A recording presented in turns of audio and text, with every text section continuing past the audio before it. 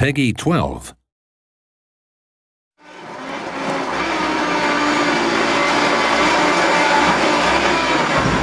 Pretty realistic. Detail on it is incredible. Very realistic. When I bank a corner in, it does go and does slide. Another go? Yeah, one more. Gives you a bit of a tank slapper on the way out. It feels as real as it gets, basically. Sorry, gotta concentrate. All the noises and the traction, the way the kind of car slips and slides across the surfaces. Good graphics. It's insane. Very good sound.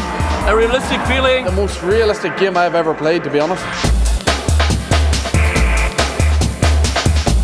The realism of DiRT3 is just amazing. The graphics have come up another level from DiRT2. The way the cars handle and the way everything looks, it's just incredible. We're working much closer with manufacturers and racing drivers to make sure the physics are as realistic as possible for each and every car in the game.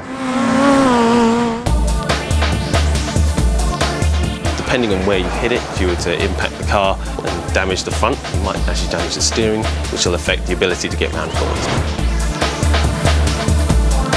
In a slide, you'll notice that when you're in a rear-wheel drive car, the rear end will be coming around on you a lot faster, so you'll be required to counter-steer. And in a front-wheel drive car, you'll be looking to enter the corner much slower to counter off the understeer. And in four-wheel drive, you've got much more traction to be able to handle almost any situation. Without a doubt, the car handling in DiRT3 is the best it's ever been in Colin McRae games. What we've looked to do is improve the way the weight shifts in the car. It's far more realistic. It transfers that force in much more detailed fashion on the springs, dampers and the tyres. The physics that we've put into the tool this time are much more advanced. We're using camber grip, real weight position. You'll be able to feel all of those sort of things when you're running on a steering wheel or a pad in our game as well.